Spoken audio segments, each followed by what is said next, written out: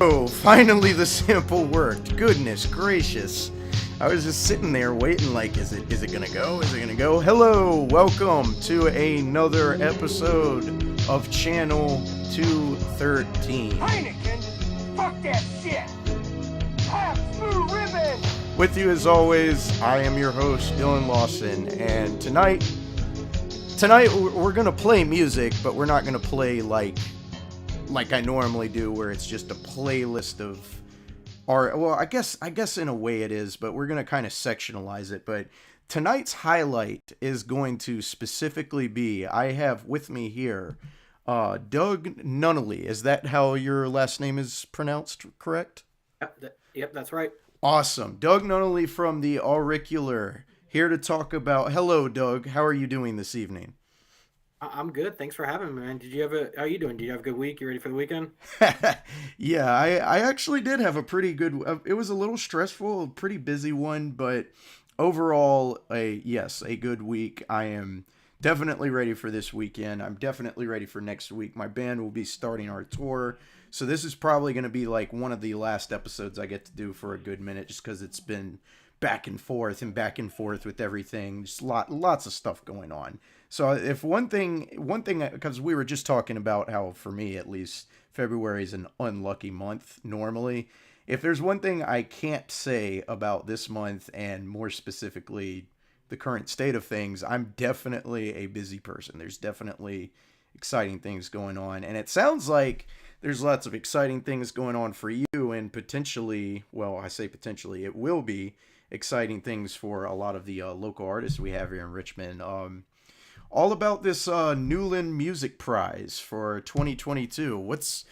You announced it, but I think everybody listening in and everybody wants to know, what's some insight perhaps on that?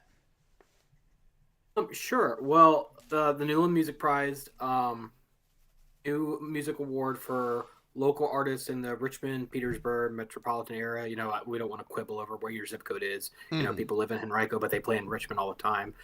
Some people live in Richmond and they play in Henrico all the time. So we don't want to quibble over that. Richmond metropolitan area. We've got a short list of 20 records officially up for the award. We're going to announce the winner on March 7th. There will be a cash prize of $1,000. The ultimate goal of this prize is to really raise awareness of the scene, build up artists, foster a better community, encourage more people to create better works of art. So yeah, there is going to be one specific winner, and I'm sure they'll be pumped. There will be a lot of accolades, but really, my focus is on these 20 records that a jury of about 55 people in the music scene came together to decide on. Because it'd be where our goal is to just really lift them up. This is modeled very similar after the Polaris Music Prize in Canada and the Mercury Prize in England, and a couple other prizes too. I think Australia has one too. And our goal really is to raise awareness, and that's what those prizes did. And the Polaris Music Prize is still doing that to this day for smaller artists, because we're not looking here to give $1,000 to Lamb of God if they release a new record. Right. They don't need the money. They don't need the awareness. So we're really looking to up the awareness on these artists, hopefully give them a new audience. You know, maybe you're a fan of somebody who's on the short list, and you look at the short list and you see something else that's interesting, and you start listening to that band. That's our goal. That's what we want. We would like everybody on the short list to see their audience grow. And also there's some other happy byproducts that we can talk about later too, but that's our ultimate goal. It's just to raise awareness on the scene. Here are 20 great records from Richmond that run the gamut of sound. You know, there's like a doom rock band. There's a hardcore punk band. There's a bunch of hip hop artists. There's a pop record. There's an electronic, mostly electronic record. It runs the gamut across the board. And I pretty much all sounds from the scene, I think, are well represented on this list. Yeah. That's amazing. I was going to say, what I love too is the way the description that y'all gave for this prize too, where it's strictly on the merits. It's strictly on, like you said, these are genuinely great musicians who are making genuine, honest to God, great music, and they deserve to be recognized. And I think it's great that we have something like this going on. I definitely agree. Yes, there might be people doing something similar elsewhere, but it seems like you took a look around and saw where perhaps something like that wasn't currently happening in Richmond, and it's like that would be great, or even if it has had something like this before. I have a vision for this. We have a vision for this. We know what we would like to see. We're pretty sure we know what musicians themselves would love to see in something like this. So let's put it together and make it happen. This is the kind of like community thing that especially nowadays our city needs, because there's a lot of talk about polarizing, and everybody has it very divisive times, I guess is the best way to put it. We're in very divisive times, and I think that's how the word's pronounced anyway. That's a good way to put it. Yeah, And I think you're right. and I think something like this definitely helps bring people together, because all musicians, they, whether they want to admit it or not, we're all after essentially, I wouldn't say the exact same things, but to a degree we have very similar pursuits. We have very similar passions, and all the music that we write comes from a place of expression and a metaphorical itch we don't really know how to scratch, I'd say. And I probably don't speak for everyone when I say that, but I think most people could agree with that sort of comparison or phrasing to it. And it sounds like that's pretty much exactly what this prize is all about, is gearing towards it. You don't want to, like you said, you don't want to just run a prize on, oh, surprise, surprise, someone who's already been recognized and you already knew. I mean, yeah, I guess to a degree it's like, well, we knew this person made great music, so no surprise they made another great album, of course. But like, you're trying to avoid going for names that have already had their spotlight, already had their time, and shine some light on maybe the lesser known acts who are like, they're making groundbreaking stuff, but maybe something like this will help get more ears on them, or maybe something like this will help people who would be otherwise like almost like addicted fans and all that finally discover an artist that they've been looking for. Lo and behold, much to their convenience, they find out, hey, this person literally writes music and is in like my same city. Like I might have sat in a classroom in VCU with them or something like that. Exactly. So I've actually. Oh, go on. I'm sorry. No, go ahead. No, go ahead. What were you gonna say? I was gonna say, so the fest is named after Dika Newlin. Is that how the name is pronounced? Yep, Dika Newlin. She was a VCU professor. She was a musical prodigy. I think at like the age of 8, she composed her first symphony piece. Mm-hmm. She studied under Schoenberg. She was kind of not a huge deal in the classical music world, but she was well known. She was well respected. She bounced around from a lot of universities teaching music theory and music performance, and then she ended up in VCU in the late 70s, I think 78, and then she stayed in Richmond from 78 to her death in 2006. So she on that front, she was very much an academic pioneer, but on the flip side, she also, she got very involved in the local art scene. She was an Elvis impersonator. She had a solo cabaret show that she did, I think, once a month or maybe once a quarter. Wow. And then she even was in a couple of kind of punk rock bands, one of which we've linked on the website in our About Us section. The band put recently, I think last year, put up their EP from the 80s on there, so you can actually hear it. She ended up in, some Gore music videos, a Gore movie, I think. Wow. She had her own documentary about her too. She was really well known in the scene. If you go back, you can find archives of, Richmond Times-Dispatch or Richmond Free Press of people around town referring to her as the Richmond bag lady or the cart lady, because she would put all of her belongings in a shopping cart and just wheel it between where she was going. I haven't seen a picture though. Apparently there is a picture that exists, but I haven't seen that one yet. I never met Deacon Newland. She passed away in 2006 when I was 20 years old, and I wasn't really I wasn't paying attention to the scene or anything like that. But later, when I did start to cover the scene, I definitely became aware of her. It's always struck me how much she encapsulated the spirit of the Richmond scene.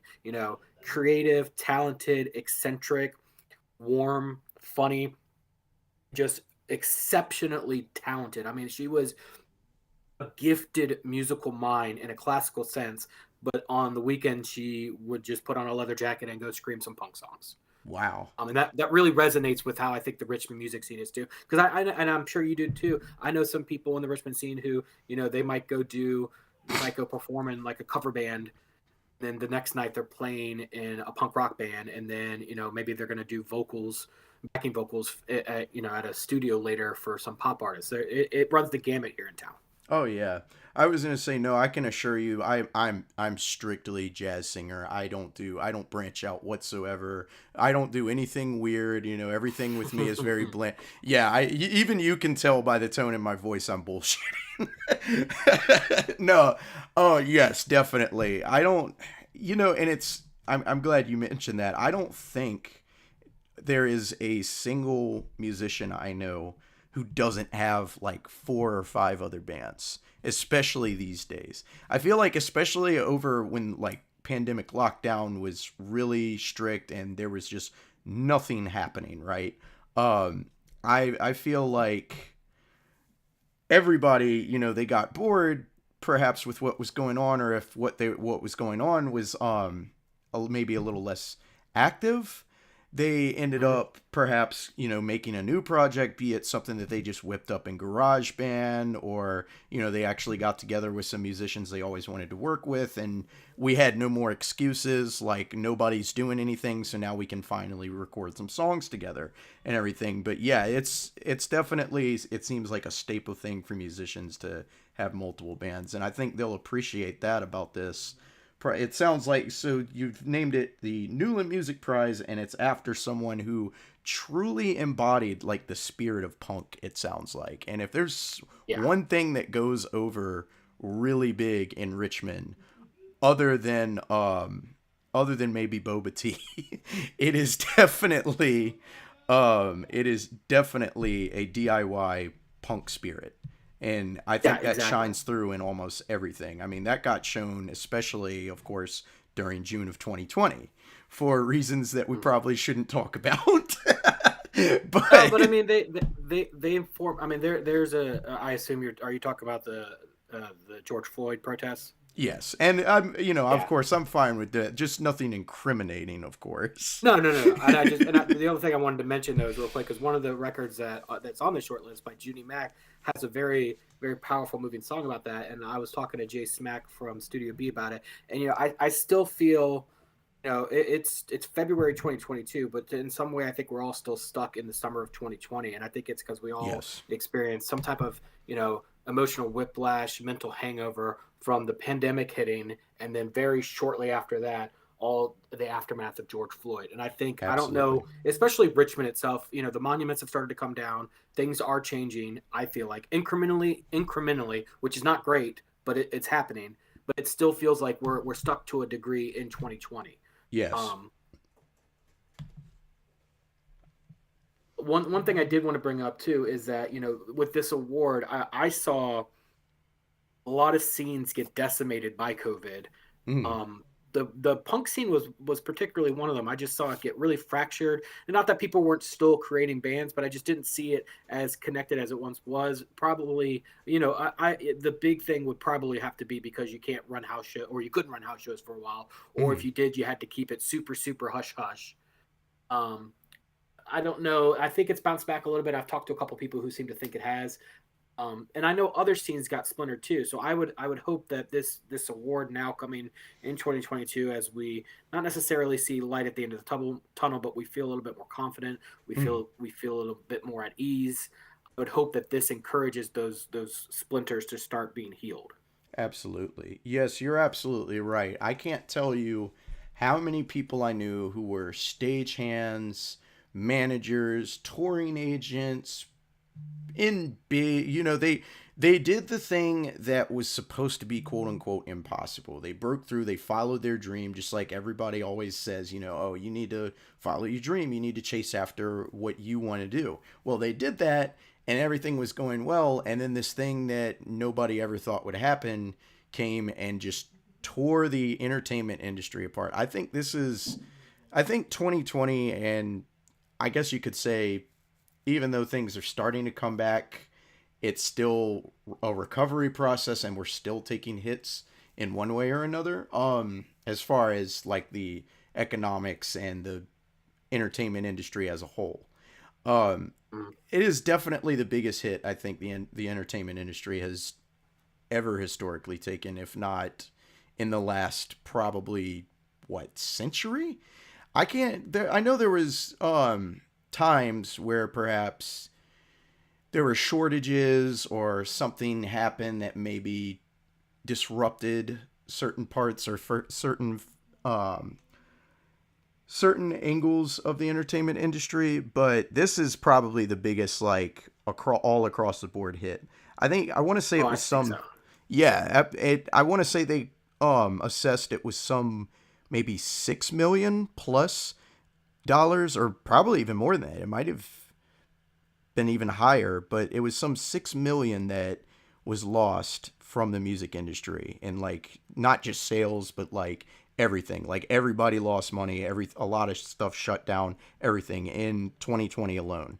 And it's just like you take that in, you're like, this is an industry that even during the Great Depression still thrived, like still was Mm. going. Nothing could ever touch music, film, literature, arts, anything like that.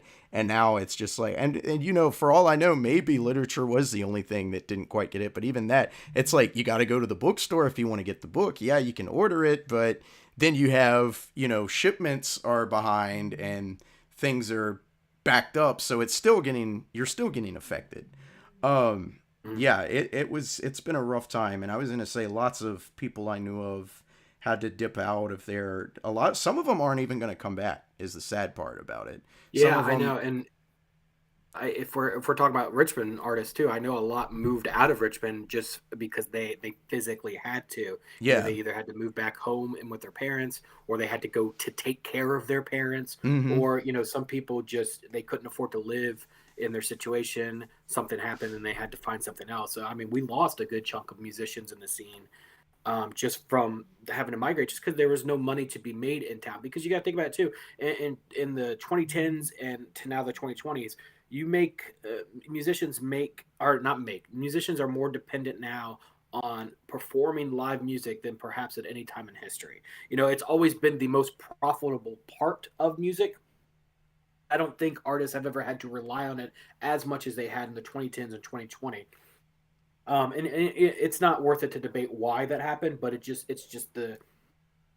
the fact. You get somebody to come out to a show, you can at least get some money from the venue, and then hopefully they buy a T-shirt. mm-hmm, Hopefully they buy two T-shirts and give one to their friends. They can buy a vinyl, et cetera, et cetera, et cetera. So getting people to a show is how you make your bones as a musician. Even if it's just a house show, you don't have to play, the Camel or the Broadberry in town. If it's just a house show in front of 20 people. I mean, I remember in like 2014, I think going to see maybe the Talkies or something at some house show, mm-hmm. and they raked in maybe like $200 just in random merch sales from stuff that they had just like slapped together.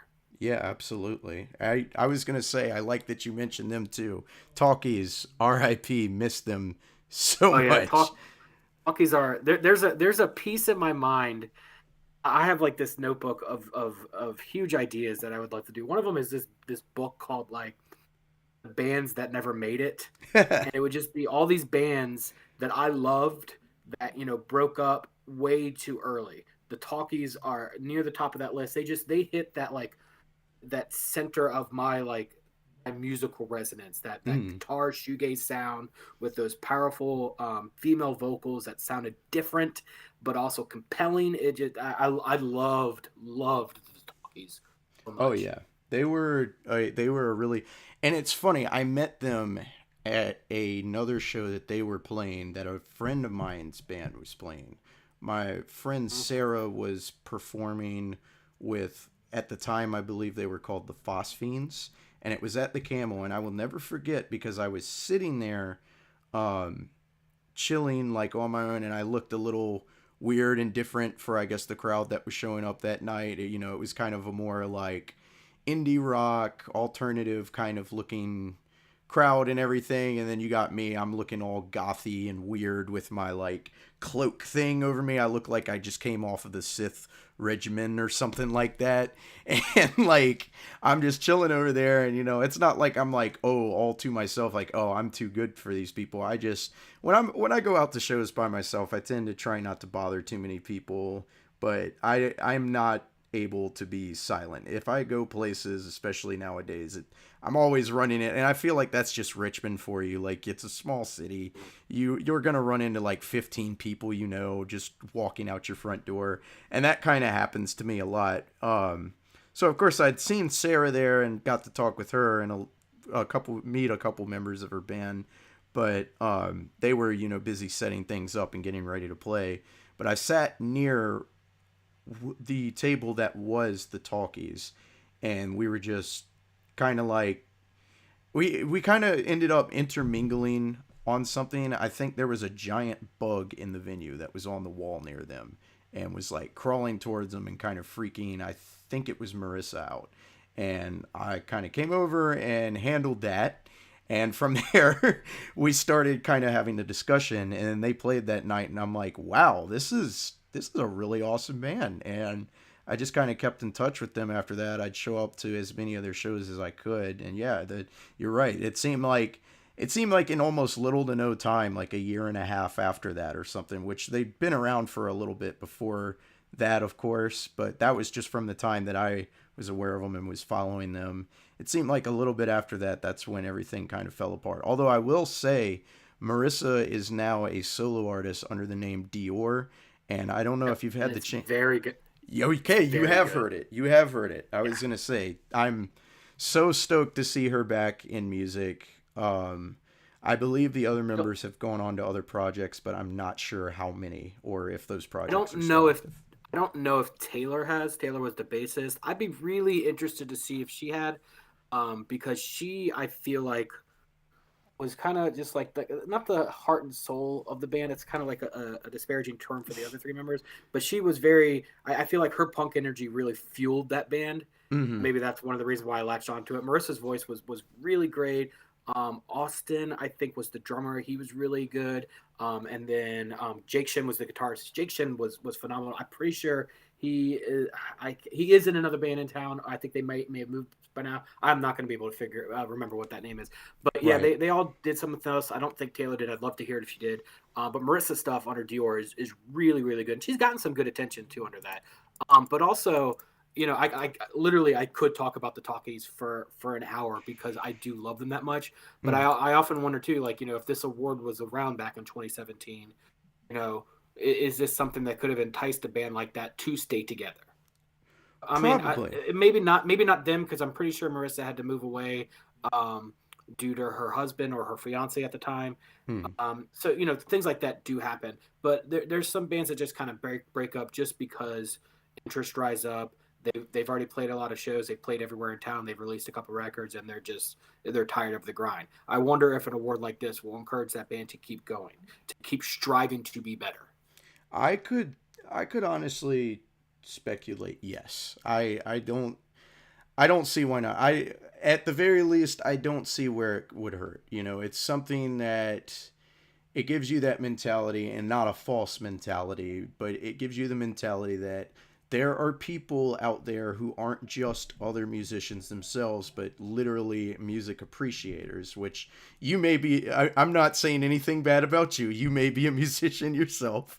I don't know. No, don't. Yeah, no. I mean, no, absolutely. You're right. But there's it's like my mom always jokes because she grew up in a household with four brothers, and all of them in some way, shape, or form at least had interest in playing music or ended up playing music. I think only one, my uncle Randy, is probably the only one who doesn't play music, but the other three, they lived, breathed, bled, slept, everything.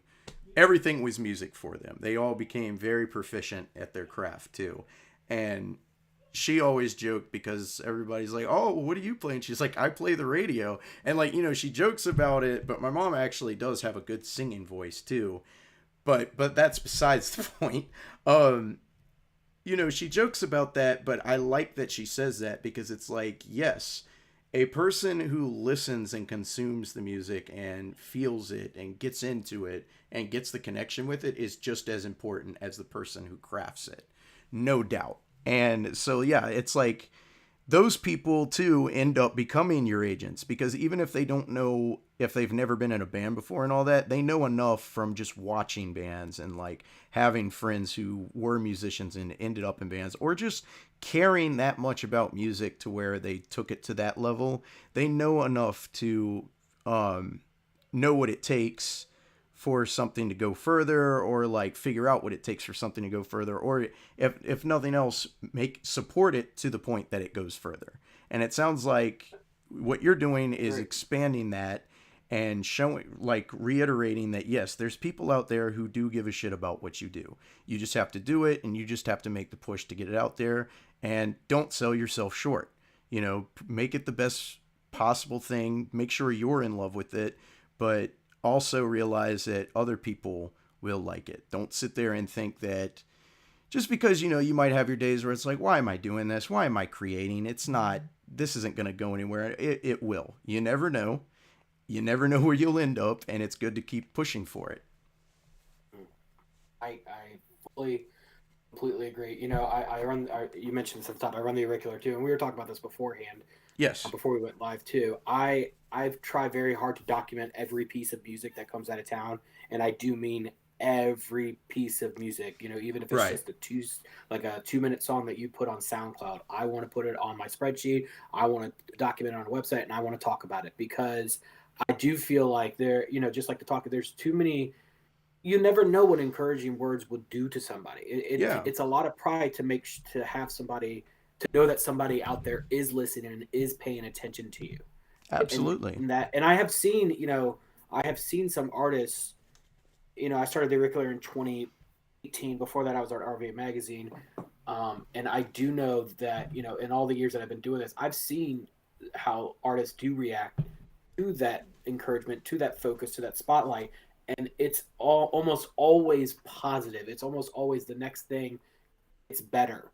And I think that's what we need as a scene, and that's what we want. We want to love this album by the Talkies. We want to love this album by the Talkies, but we don't want that to be the last Talkies album. Yeah. We want there to be more. Or, if knock on wood, they do have to break up, we want them to form other bands. There's a band on the short list, Terminal Bliss. Um, they're made up of guys from all sorts of hardcore bands. I'm gonna try and list off of them. There's Iron Reagan. There's Darkest Hour, City of Caterpillar, Pygmy Lush, 99. There's another one that I'm forgetting. But it's got Chris and Mike Taylor. It's got Adam Jersko and Ryan Parrish. Those guys have been playing in bands for years, and they're still making music, and that's what we want. So maybe your favorite band's not still together, but maybe two members from that band started this other band, and now you've got something else great to listen to and consume. That's completely different too. Sometimes Terminal Bliss does sound in the kind of same mindset of Iron Reagan and all those bands too. But I think they also that record specifically, Brute Errata by Terminal Bliss, it sounds very polished for a band like that. If that's Absolutely. the right word for 10 songs that are mostly under a minute. But I think it comes from it takes a veteran group of hardcore musicians to make a record like that, and I think it really comes through when you're listening to it. But I also Absolutely. wonder, if they had, I don't know, that record would never existed if one of them had just left the scene. Yeah. Yes, I was gonna say I'm glad you mentioned that. Doug here, for all those listening in, is from the Auricular, writes for the Auricular, and literally goes, well, I wouldn't say goes out of his way, because as you can hear from his statements, it's not like this is a chore for him. This is something he loves doing. It can be, I'm sure it can be work because you do a Oh lot yeah, of it's work. research, but it's something he genuinely loves to do for all of what he said, for those specific reasons, because he is just as passionate about listening to music and knowing about music and making this music known about as you are writing it. So please go follow the Auricular. Please keep up with them, because you never know what you're going to hear from that page that you're going to end up loving. Just like he'll write about you, he will write about anyone else. And I can say firsthand, this is the man who wrote the first actual write up. Like this is it's so good that we even have a section of it quoted in our bios, like on Spotify. I think Bandcamp you can't do but such a long one, so I think I can't remember if we have that on the bio, but we've used quotes from his writings many a time. My band Asylum 213, back when it was just a solo project, I released an album called November Blood, and Doug had a write up on it and mentioned a key track that he liked, and it was short, sweet, to the point. Not that it had to be. It could have been a lengthy one. It could have been a short one. The fact that someone I didn't know or like didn't send this to looked into my music and like heard it and enjoyed it or had something to say about it, that did awesome things for me. So I do think it has the effect that you're going for, where it's like it's the encouragement factor. And I was going to say, as you mentioned Terminal Bliss, I did actually play their song. I think what we're going to end up doing, that one was a 52-seconder. That was Clean Bill of Wealth off of Brute Errata. But I think what we're going to do, probably, if it's all right with you, is maybe give like a play-by-play on each artist, perhaps. If you... I would love to do that, yeah. I was going to say, talk about maybe what encouraged you to get them on this list, you and perhaps the other people you worked with to decided. You don't have to give names if they'd rather remain anonymous or anything like that. Well, you know, let me talk a little bit about the process. Yeah. And then we can definitely talk about these artists because they're all great. They're all different sounding, and they all deserve great attention. I'm very pumped that they're all on here. To avoid YouTube's copyright thing, I'll also probably have you talking over them as they play in the background, so that this episode... That sounds perfect to me. And you know, Dylan's going to do a good job about playing as many as we can on this show or Absolutely. on this interview. So we're not picking favorites. I made it very clear. You know, I want to make sure everybody's on equal footing because they're all on equal footing in this process too. So basically, about Newlin a little bit more too. Yes. You know, I had the idea first, and you know, I've had the idea for years. I wanted to do it. I got really close in the end of 2019. Things fell apart, probably thankfully because the pandemic was right around the corner. Right. And then the end of 2020 was just not going to happen. Vaccines weren't out yet. People were not comfortable. Things were still up and down. Christmas time was crazy. But then November last year, I was like, this is a really I could do this. I think I could do this. I just need to see if I can do it. There's a lot of more things I want to do with this, but I kind of scrapped that stuff for the first year just to focus on getting a jury together, making them nominate records, getting a short list, and then voting on that short list. So what I did was I reached out to about 90 members of the music community. That would be musicians, journalists, photographers, artists, activists, radio personalities. There's, I think, a show promoter on there too. There might be a local business owner on there too. Anybody who's got ties to the Richmond scene in some way or form, I wanted to include in this. Musicians, I did take a more not practical, more tactful approach to, because I didn't want anybody to say, I didn't want to have somebody who's played drums on 6 people's records this year, and then suddenly all 6 of those records are on the short list, and I don't want somebody to bring up, well, what's the deal with that? How is that fair? So I was very mindful about that. Maybe next year there'll be a better way to address that, but for this year there were some voices in town, some bigger voices that I definitely wanted to include but did not reach out to because I just didn't want to bring up the conflict of interest, at least for the first year. But we ended up with 55 people that I think bring, and they come from all different backgrounds. There are people who write for RV Magazine and Style Weekly. There are people, both the people who run Restless RVA and Here RVA are part of it. There's somebody from RVA Playlist, Women Crush Wednesday. There's DJs from WRIR.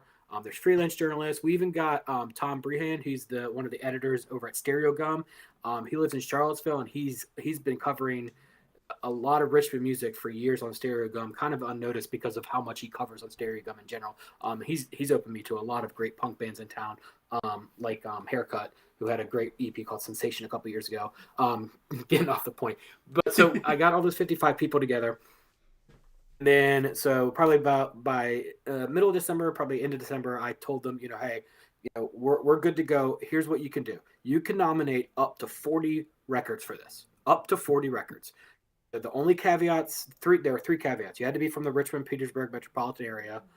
Um, your record had to have at least 5 songs or be 25 minutes or longer. So if you had like 3 or 4 songs and it was like 45 minutes long, we would count that. And those last two things, those are official designations that the Mercury Prize used. So I felt pretty confident using that because, you know, Hmm. EP versus LP, there's there's so much wiggle room. So I think, you know, 5+ songs or over 25 minutes, I think is fair. So they ran with that. People submitted up to 40 nominations. You know, some people submitted right at 40 nominations. Some people sent 15. Some people sent 30. It was up and down. After everybody submitted their nominations, I compiled them all together, and then the short list is the 20 records that appeared the most on those nominations. And now, after we have the short list that we'll go over in a second, all the members of the jury are listening to each of the records, and they're going to submit a ballot. The ballot's going to be of their 10, in their opinion, the 10 best records from the list ranked from 1 to 10. And those ballots are going to correspond to a point value, 10 points for number 1, 9 points for number 2, et cetera, et cetera. Then once all the ballots are in, we'll calculate it. There's also a fan vote that's open. That fan vote will count as one ballot. So there's actually 56 ballots for this. Voting, the fan vote and the jury vote is open until Friday, March 4th. And then Monday, March 7th, we're going to announce the winner. Awesome. So that's a little bit about how we did it. And I want to make clear too, I really aim to make the jury as diverse as possible. I mentioned this to several people. I think maybe the first thing I said to them too is, because, you know, once I asked people too, I reached out to people in my periphery first, people that I knew, people that I respected, people that I'd heard of. Maybe I had a relationship, maybe I didn't. But after I got through those people, I started asking those people, you know, who do you think this might be good for? Keep in mind that I want this to be open to anybody, diverse and inclusive. But who do you think? And based on that, you know, more people got mentioned. You know, some people I knew and just they had slipped my mind, or I didn't think they'd be interested. Other people I didn't know and I got connected with them, which was great too. But the final list is pretty diverse. It's about 47% that identify as female, 44% as male, 9% that identify as non-binary. Mm. And then about like 55% identify as white, 46 come from minority races, BIPOC. And that to me is very important because nobody wants an award given out by 10, 10 straight white dudes. Nobody Yeah. wants that award. You know, and albeit he is a very, I think, constructive music critic. I am not knocking his style whatsoever when I say this, but just for the sake of joke, you don't want to clone Anthony Fantano 10 times and make that your No, panel. exactly. Yeah, that's where that's basically the whole process. That's where we're at. No, there was no submission process whatsoever. I want to Right. make that very clear because there's been a couple artists who've asked. They weren't mean about it or anything. They just asked. There was no submission process. If you released an album in 2021 that fell under those parameters, 5+ songs, 25 minutes or longer, one or the Mm. other, you were included. And I don't remember exactly how many albums were nominated. It was well over 100, maybe over 150. Damn. But the 20 records that were on here came together very, very easily. So much so that I as I was doing it, I could kind of see like this was an anomaly. I didn't think that this was going to be a repeat every year. I think next year or maybe the year after that, there was going to be some really hard choices to make. So we'll probably tweak the nomination process in the future, give it a lot more structure Right. to account for ties and clusters and things like that.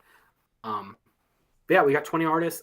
There's hip hop, there's pop, there's electronica, there's hardcore punk, there's glue metal, sludge rock, stoner rock, whatever you want to call it. There's a bedroom pop record, garage rock, um, traditional R&B. Well, not traditional, but there's a great R&B record too. So yeah, we can go through the short list too if you want to just go through each artist. Sure, yeah. I was going to say there's a couple names on here that I do recognize for sure. Terminal Bliss definitely being one. I missed them at that warehouse show that they played. Really bummed about that. I think it was warehouse. I think they had to move it a few times, but they're awesome. And of course, also I've been meaning to see Book of Worms for a while. They've come through a few times and I managed to have missed them each time. But Very talented. I'd like to say this about Book of Worms. We can start with Book of Worms, and then I'll just go alphabetical after that. Sure, sure, sure. First of all, Book of Worms, fantastic. This is I don't remember how many records they put out. It's not their first. They at least have one or two others. Hmm. And they're oh man, what's that? There was a 2019 record, I think. Maybe it was just a song. Maybe I'm thinking 2017. Things blur together at this point too. But they've been around for a while too. But what I really wanted to hone in on, they're a great band. In addition to being a great band, the singer, the front person, however you want to call it, for Book of Worms, Sarah Moore Lindsay, she used to run a blog in town called Sounds of RVA. I think up until maybe 2015, 2016. Really? Somewhere in that zone. Yeah. Wow. When RVA Playlist was at its peak, she was running right now. They were running concurrently. And what was really great is that, if Andrew at RVA Playlist was covering maybe, 45% of the scene, Sarah was also covering 45% of the scene, and so that doesn't equate to 100, but they got pretty close between the two of them of covering everything in town. Sounds of RVA, I had a bumper sticker that she, or not a bumper sticker, but like a computer sticker that she had passed out. A bunch of friends of mine had one. My friend slapped it on his laptop, so I always thought she did a great job. She flew a little bit more under the radar, though, I think at times, and I think because of that, her legacy is not as intact as I would personally like it to be. But I was talking to somebody else about this too. If we had waited 10, 15, 20 years to do this award, we very well could have called it, the Sarah Moore Lindsay Award after her for all the work that she did in town. Because it was tireless work, it was thankless work, and when I say that she covered everything, I mean she would be covering metal bands, hardcore bands, but also she would be going to random hip-hop shows on like a Wednesday night at 4 p.m. I specifically remember her talking about that one, I think in like 2013. But she would also talk about the bigger stuff too. She'd be going to Browns Island and things like that. So I think she was fantastic. And for her to be included in this first list feels very, not poignant is not the right word. Feels very right for me, feels very just. Right. Gets the right recognition for her. She covered the scene so well, but then she had her own band that does great work. They're signed to Desert Records, which is fantastic. And now we can honor, her musical abilities too, because that record is really good. There's a couple really good bangers on there. I'm trying to think. I know the first song, Meteoric Dagger, is really good. There's Holler Goblin, which is really good too. Holler Steeple Goblin. Sorcerer. That is the one I have playing currently, actually. See, there you go. So, yeah, and if you guys don't know, I can't really hear what he's playing in the background. But the song that you're listening to right now, one of my favorite. The closing track on that, it's 8 songs. It's a doom metal, stoner rock, heavy psychedelic, whatever you want to call it, that kind of scene. So a lot longer songs, but there's 8 songs. The last one's called Dracula Practice. That one's a real big favorite too. But they've got, and it's not just Sarah Moore Lindsay. There's also, Krista Havens on drums, Jake Lindsay, he does bass. I think him and Sarah might both do synthesizer. I'm not 100% sure on that. And then Kyle Lewis does guitar. They're fantastic.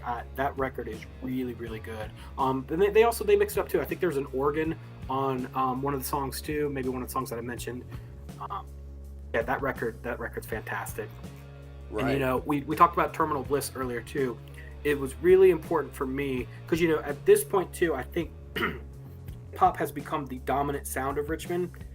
I would say just from how I document things, it accounts for probably 60 to 70% of the music coming out of Richmond.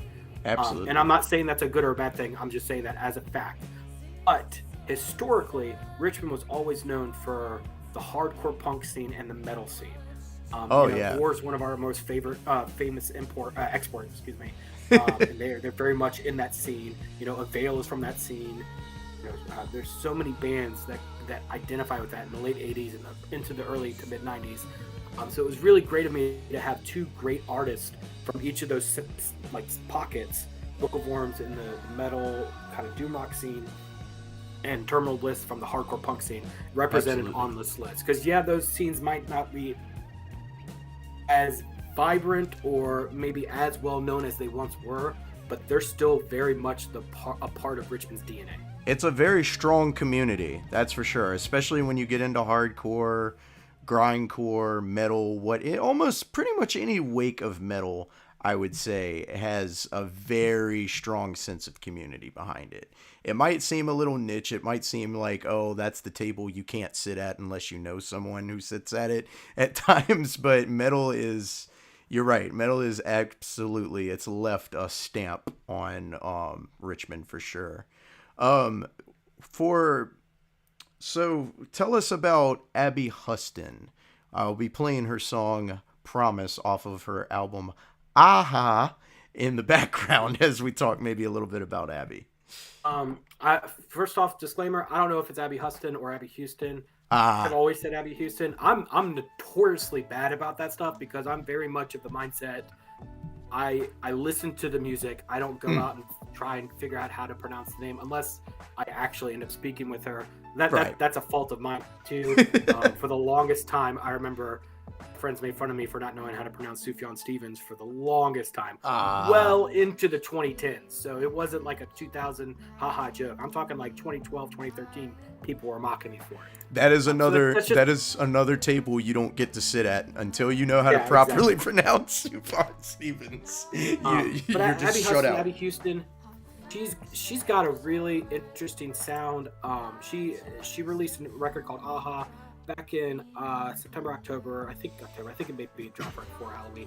Right. On a local label called Egg Hunt Records. Egg Hunt Records had also put out Lucy Dacus' original record. They put out Minor Poets record. They put out a record by New Lions, which was formerly Claire Morgan. Right. Egg Hunt's put out a bunch of great records from local artists. This is just another in that long list. She had some singles earlier in the year. I think in the summer, Apartment was one of them. That really caught my eye, or not my eye. That caught my ear. But this record is really good. That really good singer songwriter, kind of an indie folk background to each song. Some songs sound a lot more grander. It's just a really great. It's hard to describe it in that sense. There's a song I think called Unrequited that really sticks out. There's a song called L Train that's later in the record. That's really good too. It's a very interesting and singular record. Very unique. Very, very unique. And she's got a band behind her too that plays with her. She does a great job. It's fascinating stuff. Absolutely. I Next think it's up. still, it might, just one more thing, sorry. It might Oh, no, still no, be no, you're available fine. on vinyl. I don't know if it's available on vinyl still, but if you're interested in that kind of thing, there was a vinyl release for it. I just got a record player. Much thanks to you, mom. Let me try to get my sentences straight. Over the holidays. So yes, I'd love to. And I actually run an edition of this show called Vinyl Fridays where I play front to back vinyl for more underground releases. So far, I haven't had too many to play. I had more regional band. They're not from Richmond. Vision Video. I had their album Inked in Red played on it, and then I had an album by Lily Konigsberg. But I'd love to get more local bands vinyl. I need to hit up Vinyl Conflict and see if I can. There's bound to be some names I recognize. That or Plan 9. I'm sure somewhere down the line I can find it. Yes, I will have to. I will have to get that. Next on the list, I have Angelica Garcia with her song Rorona, and I have that playing right now. And I probably just butchered that name because I also have a very bad problem with mispronouncing things. But Oh yeah, and there's no offense taken. Angelica Garcia, she had, I think it would technically count as an EP, but like I said, it's over 5 songs, it's over 25 minutes length, so we included it. Echo Electrico, oh yeah, released on Spacebomb Records last year. Very, very excellent stuff. I've been a fan of Angelica Garcia since 2016. She released a record called Orange. No, was it Orange Flower or was it Medicine for the Birds? And now I can't remember the name of the record. I think it was called Medicine for the Birds. Actually, I think Orange Flower was just the big single. right. That record came out. That was phenomenal. I get the sense that she's not necessarily comfortable with that record now. I think the record label she was on was pushing her in that direction, but I think the end result is still very fascinating. But then jump ahead to what year? It was 20. Yeah, it was right before the pandemic. It was 2020.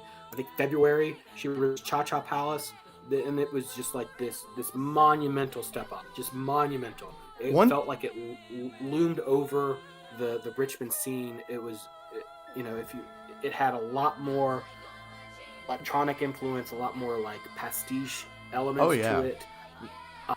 And I think she had this commanding presence behind the microphone in each song that really made that a captivating record.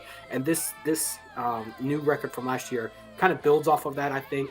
So I was very excited to get her on it. It was released through Space Bomb Records, and I think Angelica Garcia was one of the first artists, at least in my mind, that kind of pushed Space Bomb out of their, I guess, what people had begun to associate them by, with the Matthew White records and the Natalie Press records. Angelica Garcia really kind of showed that they were capable of tackling a more not relevant sounds not the right word, but a more sound of the times, where you're mixing so many different styles into a unified message.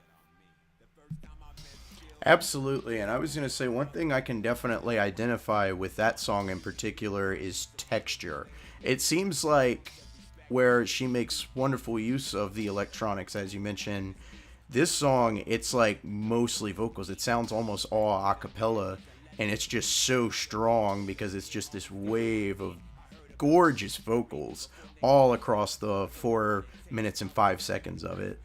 So I agree. That's definitely a force to be reckoned with. The next up I have is Ant the Symbol featuring Blacklick on the song Names off of Ant Hasn't Heard of You Either.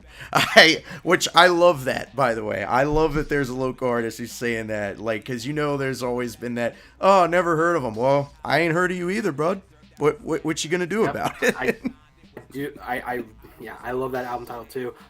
Real quick too, because something, when I was putting together the website, took about 10 years off my life, and writing the press release and putting together a bunch of the stuff for this stuff. We launched it on the 4th, so last Friday.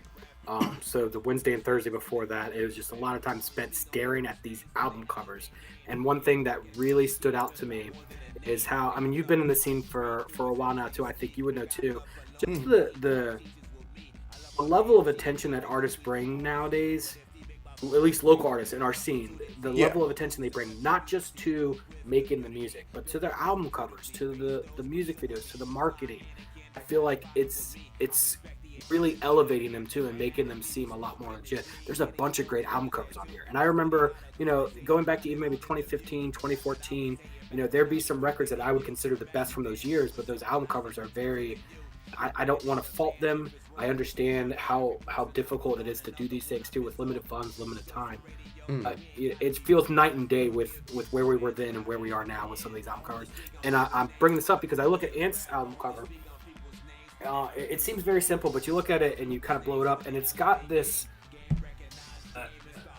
wear mark in the middle from where a vinyl record would be. If you ever go to Play a 9 or you ever go to Vinyl Conflict and you find a record that's been around and been in multiple people's households, you can see how the vinyl has pressed onto the sleeve, worn it, and this album captured that perfectly.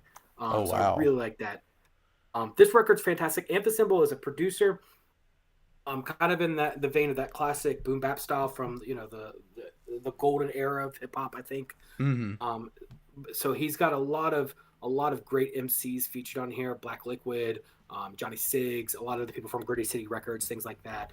This record is phenomenal. I think Ant the Symbol is one of the strongest voices behind the scenes in town, and I think this is a great record that shows that, and it was really great to be able to celebrate it. Yes, absolutely. I definitely like what Ant the Symbol is doing. Ant, if you're listening, man, don't be surprised if you end up on another episode of Channel 213, because I'm kind of hurting for, and it's not that they're not out there. I need to do this. I need to follow your page, and I need to get all these bands. In fact, when I do my next episode where I stream one song at least by various different artists, I'm probably going to include most of these on there. So, this next band, Big Fundamental, they actually, I think, just followed me earlier today. So I hope they're listening in, because I gotta say, I really like this song, Where Do Cities Go When They Die, off of Hyperbeam already. Like, we're only 1 minute and 17 seconds in, and it's got this bluesy, like, kind of 90s alternative rock sound to it. It's this is taking me back, man. I like this. Yeah, that record was one of my favorite. There's a bunch of records on here.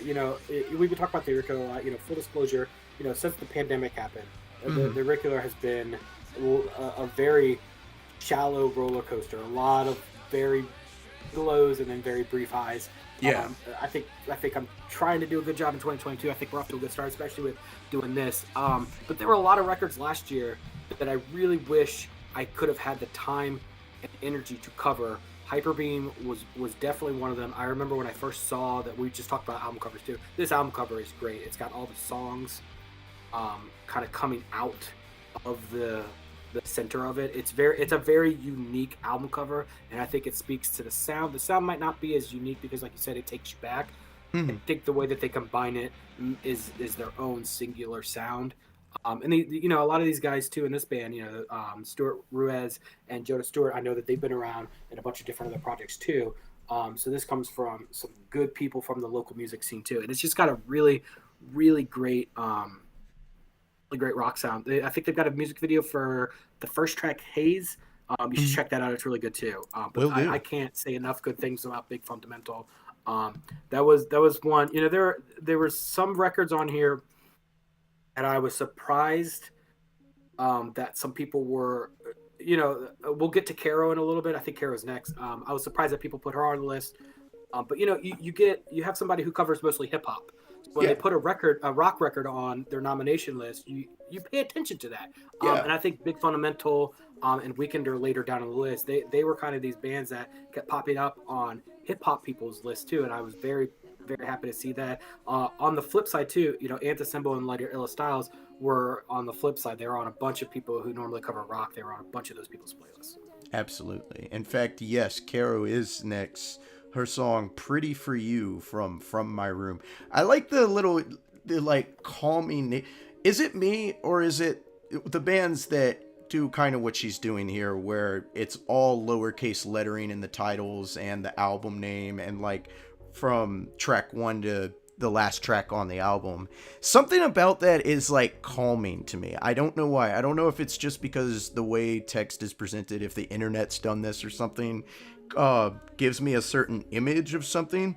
But I'm thinking lavender tea, a cold day where you don't want to go outside and you're snuggled up in blankets and just kind of chilling. And Caro, if that's the exact opposite of what you were going for, I apologize. I think that's what Caro's going for. This album is very therapeutic in sound. I'll say that much. Caro was probably the biggest surprise for me to end up on short list. It was on my nominations, but it was one of those records where I knew people had heard it, but I didn't know that it resonated that much. And again, this might be because of how the pandemic has affected things the past 2 years. I just didn't hear people talking about it that much. But then once nominations came in, I would see it on there. I'm like, oh, Carol? And they're like, oh yeah, somebody, so-and-so sent me this record. Or I saw, because sometimes you can go on Bandcamp and you can see who's bought a record. Absolutely. Or if you're friends with somebody on Bandcamp, you can see who they bought. So they're like, oh, I know that they bought this one track. So I checked out the record. I think I first came in to become aware of Caro in 2018, 2019. I think she had just moved to Richmond from Charlottesville. She had no social media presence whatsoever. So it was literally just somebody putting music up on Bandcamp, which honestly is not my favorite, but it's a type of musician that really resonates with me. Because a lot of stuff that I like I do my best work midnight to 3 a.m. when I know everybody else is sleeping. There's not a sound there's no sounds, there's no noise, there's no distractions. I do my best work there, and a lot of this music sounds like it's created in that sense. So I've always resonated with that. It's got a bedroom pop sound, kind of in that Frankie Cosmo / Eskimo Gabby's World sense. She doesn't sound exactly like those, but in that realm is where Caro ends up. Very, very strong stuff. I was very, very happy to see the name keep popping up on emails. There was at one point, I think, 3 straight emails that came through that mentioned Caro from My Room on it, and it brought a big smile to my face. She has since created an Instagram page to promote her music, which we did add to the website, so you should definitely follow there. I don't know if she's got any plans to tour or play live music, But if she does, if she were to play a live show, I would want to be there, just for the ambiance of it, because like you said, it's very therapeutic. Oh yeah, I'll buy tickets for both of us, man. If she plays Like a live, plan. we're going. Um, next up is "Be Better" by, which is something I should do. Let's all strive to be better people by DJ Harrison from Tales from the Old Dominion. Yep. DJ Harrison, there's some Richmond heavyweights on this list. We'll get to Matthew White later. DJ Harrison is definitely a Richmond heavyweight. He's been an integral figure of the scene for several years now. He also plays a part of Butcher Brown. His Butcher Brown bandmate Marcus Tenney is also on the list near the bottom under Tennis Shoe.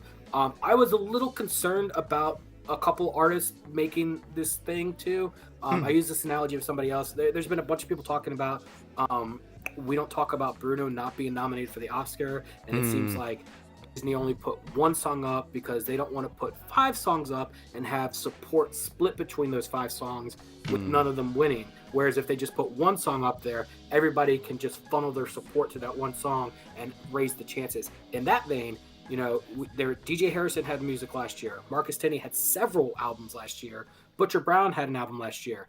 I was worried that the support would be fractured across all those. That didn't happen. I was also worried that people might reserve a slot from them too. We'll talk about this more later, I think, when we get to Matthew White. Right. Kind of a thing of, I did love this record. I think it's one of the best. They're a big name. People know them. I was going to reserve a spot for somebody else. That didn't happen. I'm kind of thankful too, because I think the list needs heavyweights like DJ Harrison on there. They make some of the best music coming out of town, some of the most vital, some of the most interesting. And, DJ Harrison and all those Butcher Brown people, they're some of the most collaborative and connective people within the scene too. I can't remember for sure, but there's at least one other record on this list, not Marcus Tenney, but that DJ Harrison has either played with or maybe produced or did something with. So he's got his hands on, his fingerprints are all over the musical scene in Richmond. Hell yeah. So, that's DJ Harrison then. Next up we have Giant with the appropriately named Big Talk album, and the song is called Heavy. So when here's a little funny story. Once we had the short list figured out, I had to go through the process of reaching out to all these artists. Right. I did not want there to be, you never know how people are going to react.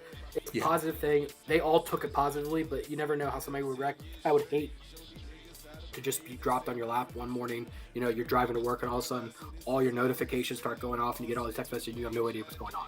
Right. So I wanted to give them all a heads up. Giant was the one person I couldn't get in contact with. I was told by multiple people, yeah, you're not going to get in contact with them. Luckily, Anthem produced this record too, so I was able to let him know after I told him, hey, you're up for this for your award. Hey, by the way, I can't get in touch with Giant. Can you let him know? And Ant was like, he'll know. Don't worry about it. He'll know. Jeez. This record, it's a hip hop record, but there's several hip hop records on here. Like we said, or like I said earlier, hip hop accounts for the majority of the music coming out of Richmond. But what I find very fascinating is that all these hip hop records on this record are all very, very, very different. They have connective threads, of course. They're not wildly off base. It's not like when we're talking about like rock, it's not like listening to Book of Worms and then listening to Big Fundamental. It's not that big of a gap. Right. But each of these hip hop artists sound very unique, and I think Giant sounds almost one of the more unique sounds on this list. Sheesh. Yeah, I was gonna say it. I'm sure it was probably a thing too, with so many people telling you, yeah, you're not going to hear back from him. You were like, I really hope I do, because I would hate to, the albums, if people want it, they want it on there. They're voting for it. So it's like, the last thing you would want is somebody to win a competition that they have like absolute, I guess, abhorrence to. Maybe abhorrence is a word I can use for that. I don't know. I should have like a dictionary on hand to just look up the word I use to make sure I'm actually using it in proper context. But basically, we wouldn't want Giant getting big mad at you just for trying to have him get boosted in a competition where people are literally asking for him. So next up, I have Gnawing with their song Summer Heat. Something I think all of us are kind of longing for after this tumultuous winter. God, it feels like it's never going to end. Yeah, well, it's not the winter for me. It's the constant up and down because it's like it's gonna be like 66 tomorrow, and then Sunday it's gonna drop back down to the 30s. My body physically can't handle that. I get the worst headaches when it happens. House is dry anyway, so it's just worse. But yeah, I agree. I gotta give a special shout out to Nine. I love all the bands and artists on this list. Nine released a song after this album came out in November or December, and it was basically Germs inspired, called Germs Burn. I love the Germs so much, so I got a huge kick out of seeing a local artist pay tribute to a band like that too. Right. The Germs are a very formative part of my musical education, my musical history. So I just love that. So I want to give them a special shout out. Nine's a great band. That kind of slacker rock, alternative rock, some country-esque themes to it, some southern rock themes to it too. I feel like they've got personality in this record that doesn't come through for a lot of other people with a similar sound. I think they were able to hone in on, this record is me, and this is how you can feel it. You can feel it in the lyrics. You can feel it in the way that we sing these specific lyrics. You can feel it in the way that we craft music videos with like Tony Hawk, or not Tony Hawk, but whatever those 90s skateboarders, those little handheld skateboards that you used to buy at the store and never figure out how to use. Yes, the tech decks. Tech deck, that's it. Yeah, I had them. I'd never figured out how to use it. My brother-in-law has them. I just saw them over Christmas. He had a lot more than I did, which made me feel like he was actually good at them. But yeah, they've got a lot of personality, a lot of charm that really comes to it. It's not so much about the it factor, because I feel like the it factor is undefinable. No, this is their essence in the record. You can feel it. These are people that you would want to hang out with. They're people that I feel like it's not that you have, because for the longest time it was, oh, these are people you would love to get a beer with. These aren't people I'd love to get a beer with. These are people I'd like to sit on the porch or balcony with just at night and just have some music on in the background and just listen to their stories. Absolutely. So the snippet you just heard was Summer Heat by Gnawing. As Doug can attest, definitely, you're right. Just from what I was hearing of it, it's definitely sounds like an album you can feel. It sounds like a lot of expression probably went into that one. So that was Gnawing, and now I have Ela Styles with Gas in the Ashtray off of the Elaverse.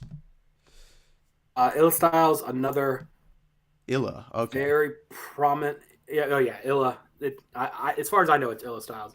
Right. I'm pretty sure I've seen that because he does a lot of stuff with RV Elite, so I'm about 99% sure about that. He's another one of the vital sounds, the vital voices in the hip hop scene, and he's really industrious is not the word. I don't want to say he grinds at it, because a lot of his work seems effortless, even though I know that he does put a lot of work and a lot of attention into his albums. Right. But it just seems so clear and so just second nature for him. If you were to tell me that this record came together in a single afternoon, I wouldn't be surprised by it at all. In fact, if you told me, hey, we spent like 3 months on this record, that would be surprising to me. He's been releasing records for years. I think dating back to maybe 2012, maybe earlier, maybe 2011. He had a big album in 2018 called The Balance, and then a big album after that in 2019 called A Quarter to a Mill. So he's got if you go through his discography, the great stuff is there. This is just the next step up for him, and I think it's really great. It's Ela Styles, and I think all the songs are produced by producer Veers, which is why the song is the album title is Illaverse. And it's just great. I don't know what song you're playing in the background. There's a Miles of Coltrane song that's great. There's Gas in the Ashtray, which I really like. And then the last song on the record is called Without You, or Without You in My Life, I think. And that song, that really kind of sticks with it. It's one of those songs where, like, it's the last song, so it's the last thing you hear, but when you leave, it kind of just lingers in the back of your head. Right. Very addictive. Sticks, or not addictive, perhaps. Wow. definitely it sticks with you. It has a lasting impact. Actually that was Gas in the Ashtray that I was playing. The next song I will be playing is Wildflower by Jewel Booker off of Lovesick 2020. Wow, that was quite a year to be lovesick on top of everything else going on. Whew. You know what's really funny? This was another record that firmly made it on there, and I was wondering as I was looking at it on all these nominations, and as I was knowing it was going to be on the short list, and I was wondering, is anybody going to say anything about how that it's got 2020 in the title? It's was released, because we're supposed to be covering 2021 records. So I was just curious if anybody was going to say something about that. Nobody did. It's just a stupid little story. I think Jewel Booker is fantastic. Another great album cover. Well, first off, Ill Styles that we just talked about, that's a really great album cover too. The Jewel Booker album cover is really simple and really, really great. If you haven't seen it yet, I would tell you to go see it. But basically, it's her face kind of coming out of this kind of side view of roses, flowers, and it kind of looks like a crown on her head. It's really, I think, impactful. And this is just a great R&B. Yeah, I guess R&B would be the best way to describe it. What I really like about it, though, is I know that she worked with a bunch of different producers on this record.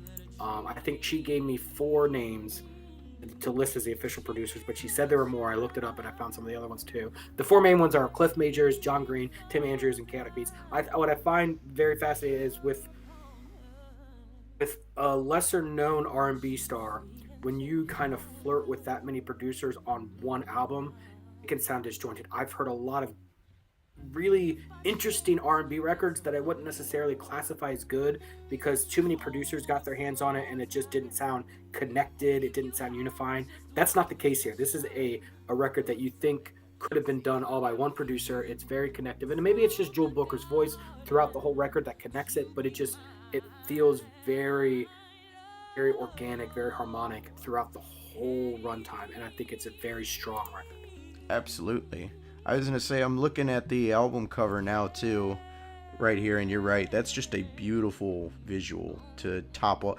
And is it just me, or another plus with the vinyls is it's almost, yes, you are buying an art piece when you buy a vinyl, but now you have a literal art piece to hang up, like for the people who hang the album covers up on the wall or the albums up on the wall and all that. Like, it's like a painting. You have this blown up album artwork that just sits there. You have the physical manifestation of every moment that this artist like poured their heart and soul into this record.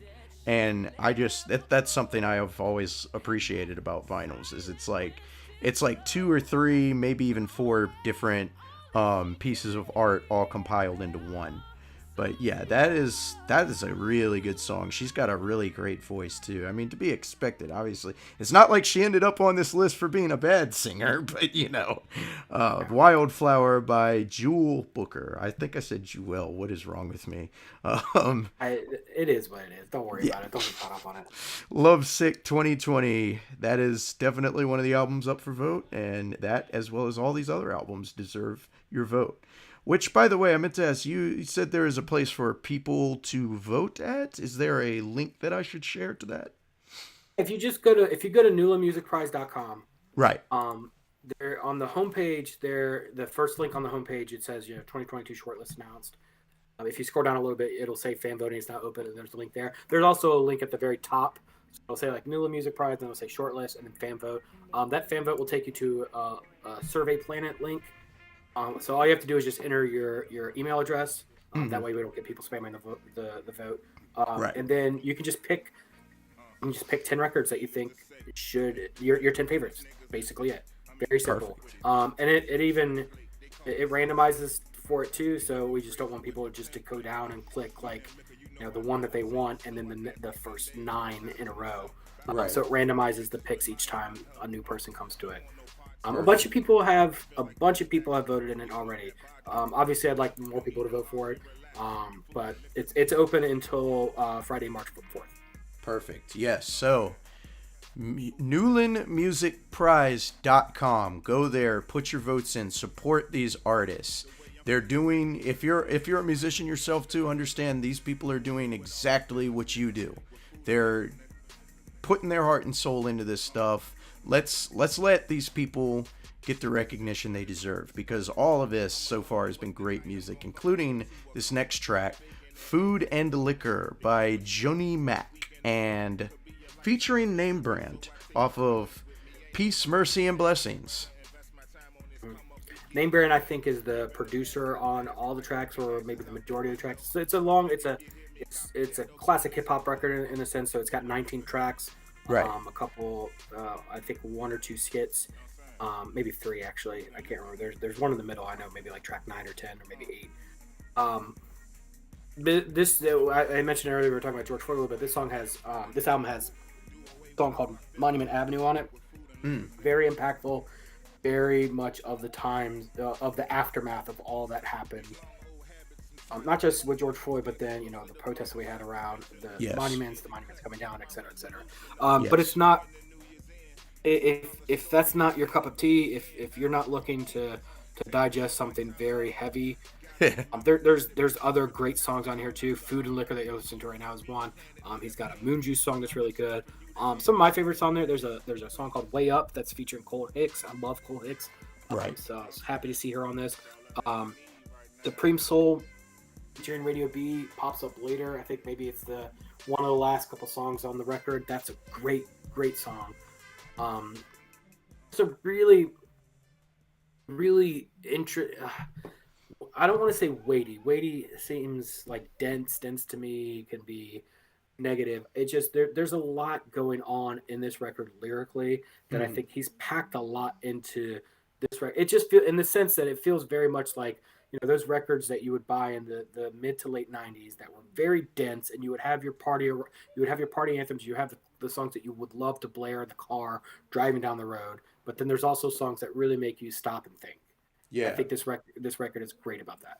Oh, absolutely. I was going to say, throughout this week, I wanted to try to make a point to not so much research these artists per se, but listen to these albums and everything. Unfortunately, that did not happen, but as I got closer to our arranged date to come on the show and talk, I was like, you know what? No, this is probably even better. I'm just going to pick the songs, or pick a song off of the albums, just put it on there, and I just want to have a fresh experience while talking to Doug and just hear Doug's insight and just go with what I'm hearing. And I'm kind of glad I did that. I kind of wish I had have done it, because these are, looking into these artists now and hearing you speak of them as well, giving the tidbits I probably could not have immediately found on my own or anything, is just great. It's just making you, I feel like you hear a song you like by an artist and it's awesome. You like that song, but then as you follow the artist, as you hear their story, as you get more into them and all that and connect with them even more, it just makes they almost feel like a ghost family of sorts, if that makes sense. And I think that's probably what seems to be going on with a lot of these artists, but I can definitely see what you're saying on that happening with Johnny Mac. So next is Slowly by Prabir Trio. And album is, oh Lord, Hanji.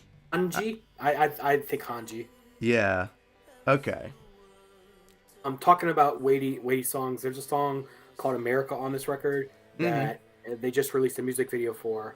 Really great music video, and it's another one of those songs where if you want a casual listen, it's a really great, fun rock song.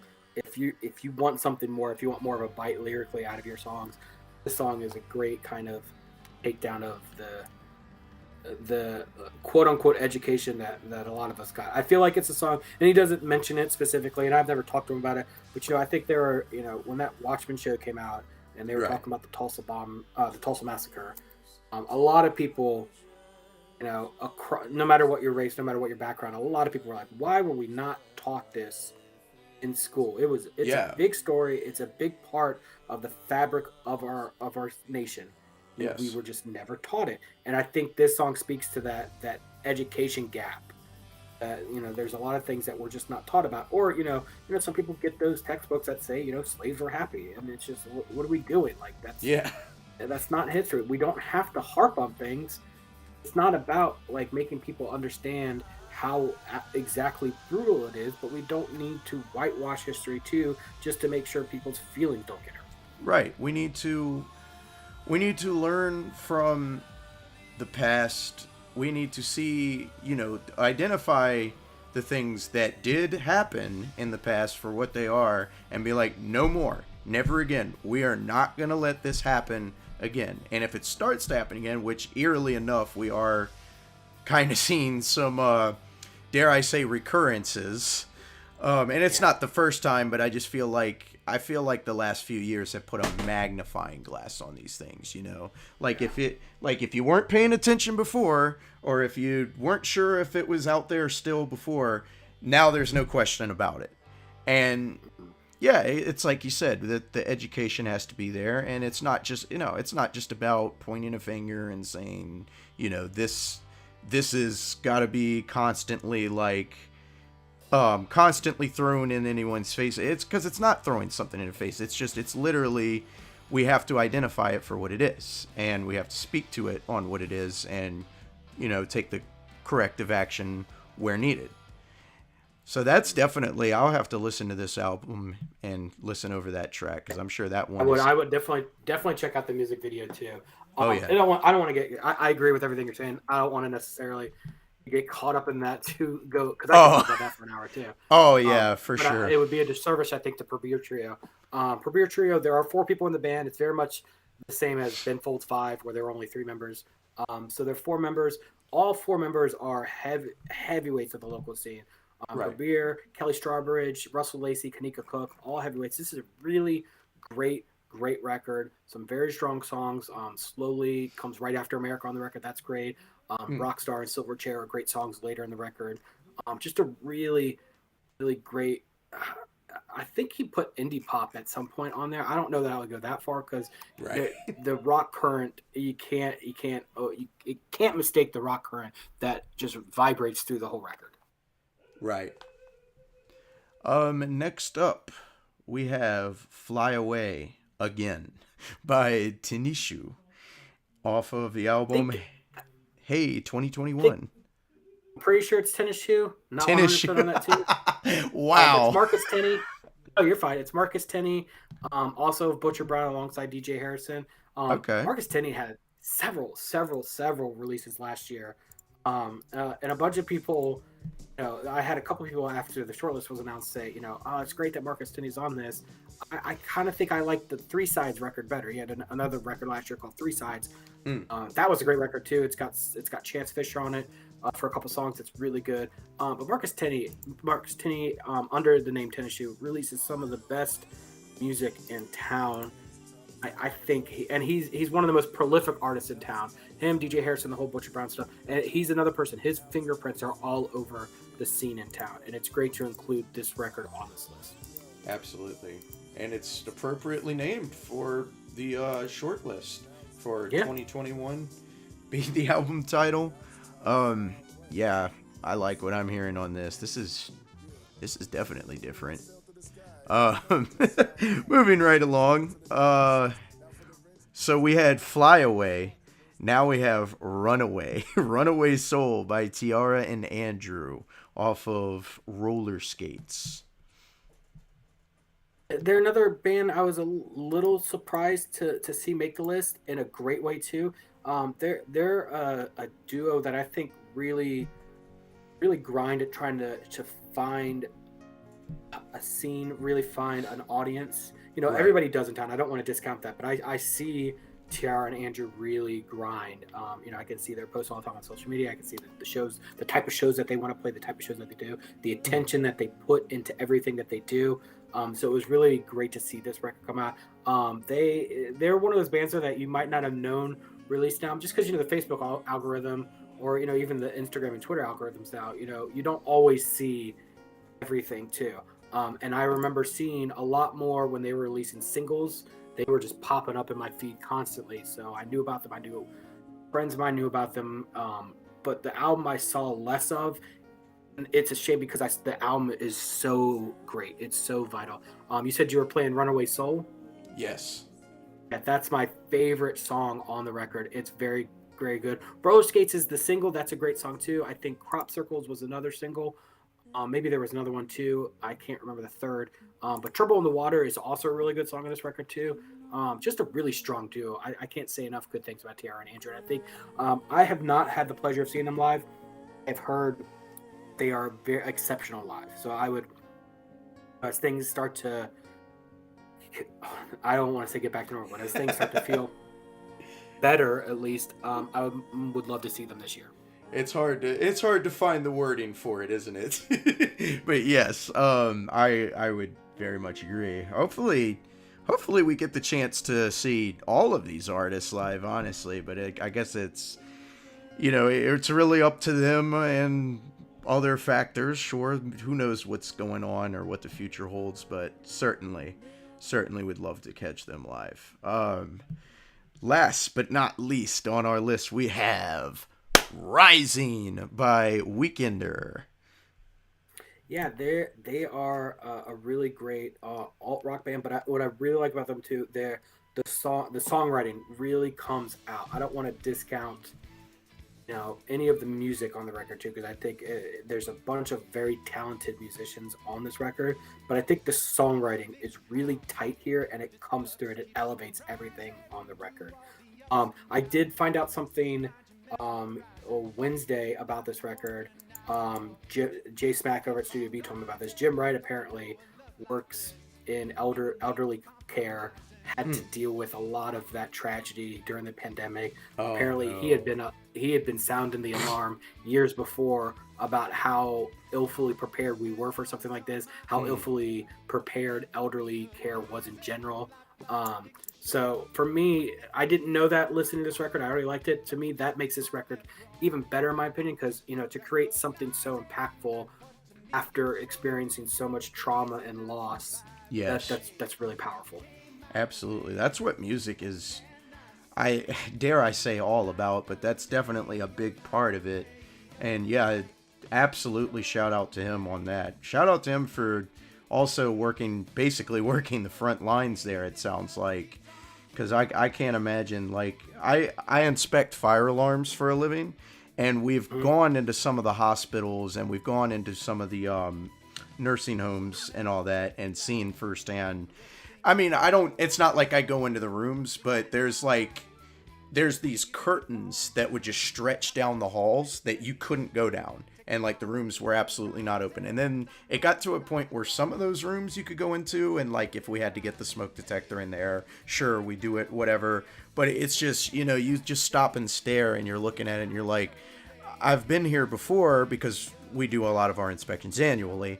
I've been here before, and all of this was open, or for the most part was open, unless the resident was maybe napping or just didn't want anybody coming into their room for whatever reason. Then they'd have signage. And now it's like it's blocked off, almost like something out of like a horror movie or something like that. And it's just, You're right, there's a huge toll to it. So shout out to them, and shout out to Weekender, not only for writing amazing music, but definitely being a part of the front lines during all of that, because that was I'm sure is no easy toll.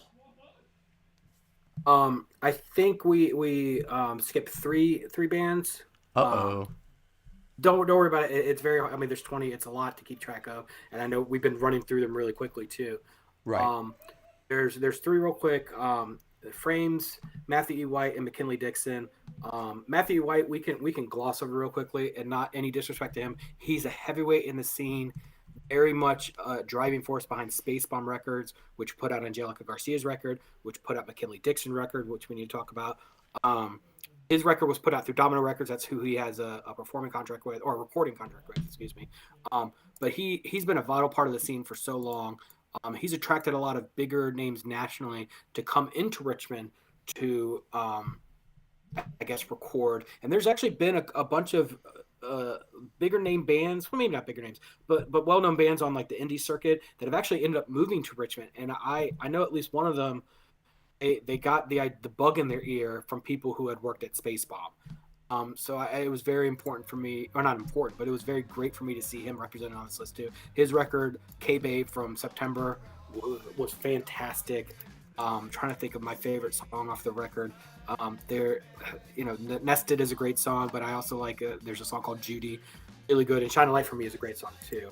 Right. McKinley Dixon was one artist who was released through Spacebomb Records. He got a lot of great attention last year from a lot of blogs, a lot of publications.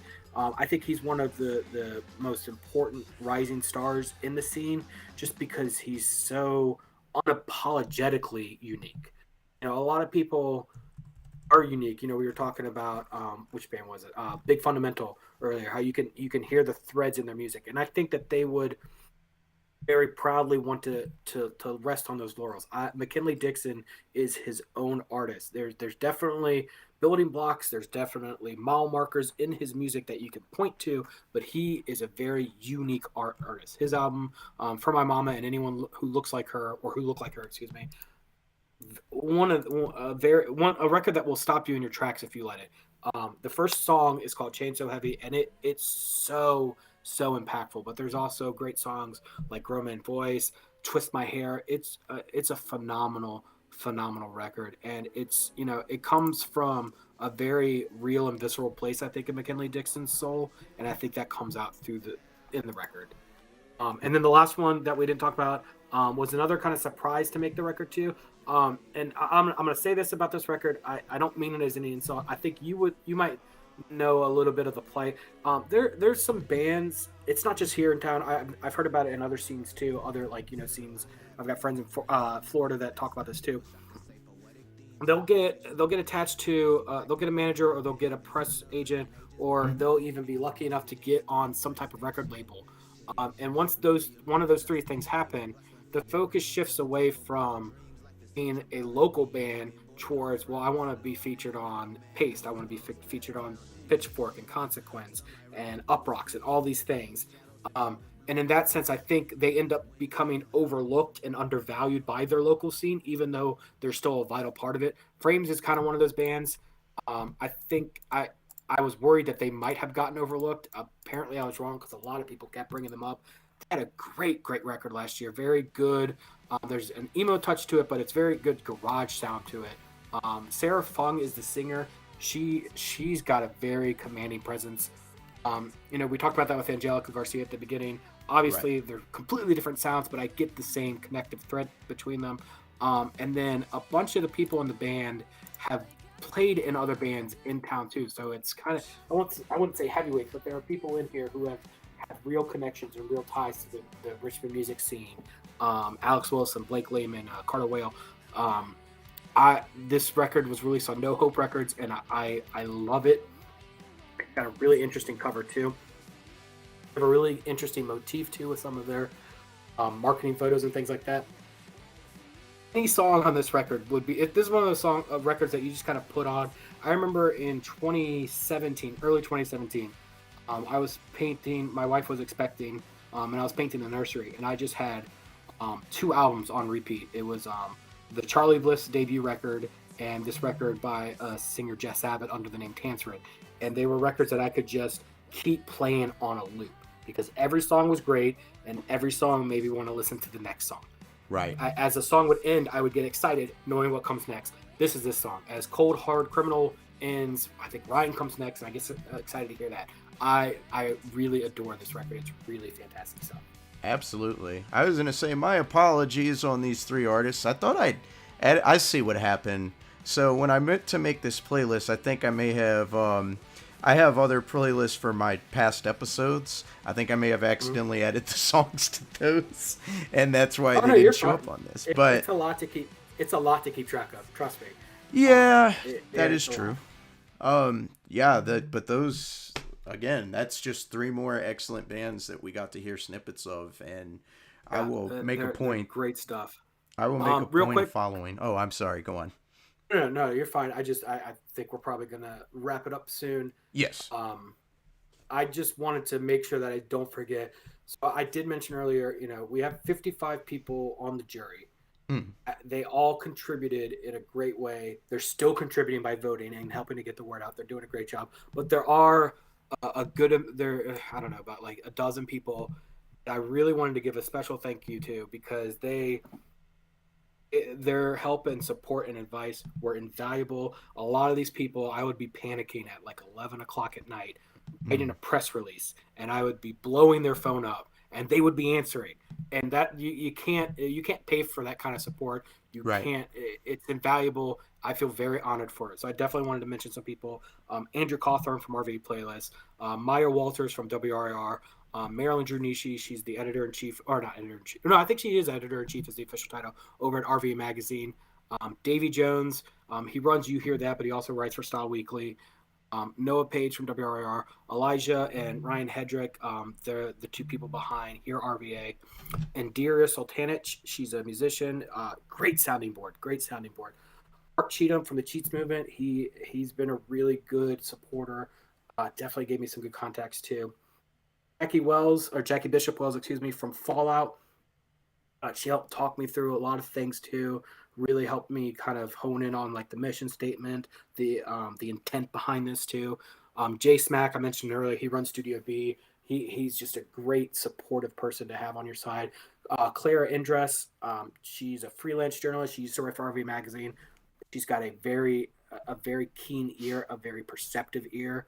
Right. I could not, a lot of things I can't do without her, because she has a vital, she covers a vital part of the scene that I think a lot of people miss. I think she's very great too. And then there was two people that are not on the jury that I wanted to mention too. Mhm. They were both asked to be on the jury. One declined due to time commitments. The other one just voting in awards made them feel uncomfortable. But Kelly Lemon and PJ Sykes, both of them gave me a lot of support, a lot of advice, a lot of help at a very crucial time in the beginning when I really, really needed it, because it was just a lot. And we Right. didn't really talk about this too, but we actually had planned for this stuff to come out earlier. I actually wanted to announce the winner on Valentine's Day, Mm, um, so things would have happened way sooner. But obviously, we started in November. Omicron hadn't come around in November. Omicron came. I started getting emails from people, not daily, but several times a week. Hey, if the schedule is the way it is right now, I'm not going to be able to contribute. I got COVID. My mom's got COVID. I got to take care of this. I'm not going to be able to do this. So yeah. I had to push back the schedule a bunch. My household ended up giving COVID for about 2 weeks. Oh So no. that was kind of a nightmare. We're all fine. It's all good, but it was just chaotic. So Yes. definitely it feels great to have this out in the world. It feels great talking about it now, because for a long time it didn't feel like it was going to be feasible. And all these people that I just mentioned really helped make it feasible. That's awesome. And by the way, very glad you survived that. Also, let me just say, very happy you're still But let with me let me us. just say too, I'm not going to get on soapbox too, but I mean it still hit me. I'm vaxxed and boosted. It still hit me. I lost a full day. Oh, I'm just laying in bed with 103 fever. And though, what was funny is I had heard someone on ESPN. It had to have been Stephen A. Smith, because that's the only person you ever hear on ESPN. yeah. Talking about how the COVID headaches are no joke. The COVID headaches are no joke. They I'm are sure. constant. The good thing is though, for me and a couple other people that I know that got Omicron who are vaccine boosted, if you get it, you feel like crap. But once you start to feel better, it's pretty quick recovery. That's good. That is very good.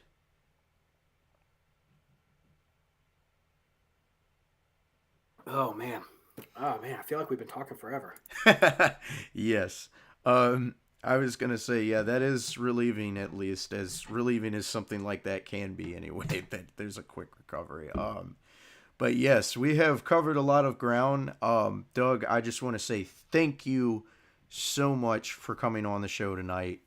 Um, thank you for Thank you talking so about. much for having me.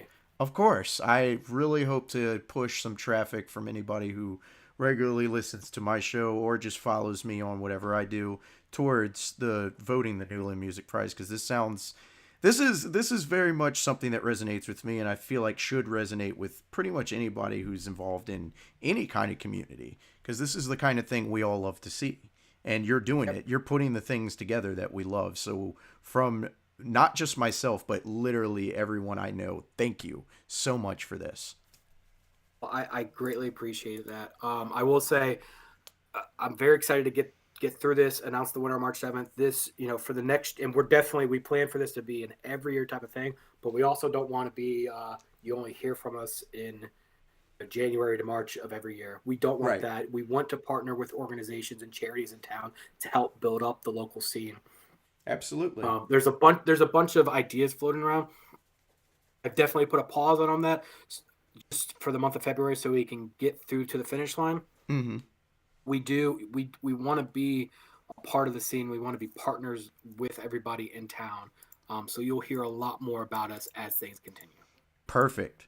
I know that's one thing that Channel 213 is all about. I've got you being one for sure. I've got so many people I know of who are running things really awesome, and I'm trying to integrate them and get them working together and talking with each other and everything. Not that they couldn't do that on their own, but I like to be as much of a bridge as I can for people finding out about these things, because the work and effort and time and passion that you're putting into this, you might as well have written a record yourself, man. Like, you might as well have written 10 records with everything you've done.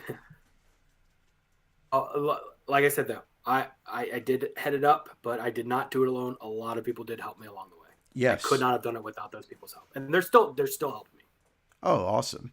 Yes. Well, they are they are equally as amazing for what they do, and we are equally grateful for them as well, because all of this is just, yeah, I'm stoked on this. I'll definitely be posting the link for this so that everybody who follows Channel 213 knows where to go to vote. And I mean, hell, even if you're not from Richmond, if you're listening in and you want to check these artists out and support them, go vote on it. Go vote on it. Yeah, You're listening to the band, support them. You're supporting a good cause. Go for it. Get on the site and vote. Well, thank you so much, Doug. NewlinMusicPrize.com, anybody can vote. And I implore everybody, really check out the short list. I guarantee, no matter what type of music you like, there's at least 3 records on the short list that are going to be new favorites of yours. For sure. I've probably garnered at least 8 to 9 just from tonight, but I haven't heard every song yet. So, I gotta go through each album and figure which one I love, I guess most. As far as track listen. Yeah, definitely. Thanks again so much for having me. I really appreciate it. Thank you. Just being able to have a platform to talk about it. That's great. Absolutely. Thank you so much for coming on, Doug. And thank you all for tuning in. I'm probably going to play my little outro thing, but you are free to disconnect whenever you would like, my friend. Thank you once more. Yep, thank you too. Have a good night, man. You as well.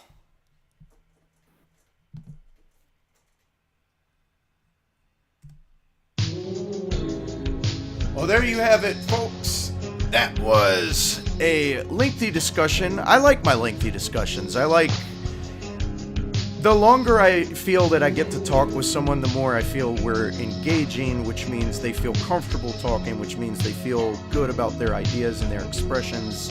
That's what this show's all about. And as you heard from Doug, that's what the goal of the Auricular and Newlin Music Prize is all about. So, yes, get your asses on NewlinMusicPrize.com and vote.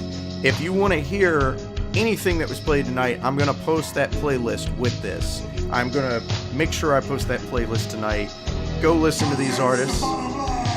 Stone Cold just cut me off, so I guess I got to stop talking now. Thank you once again. This is Dylan Lawson signing off for Channel 213. We'll see you next time.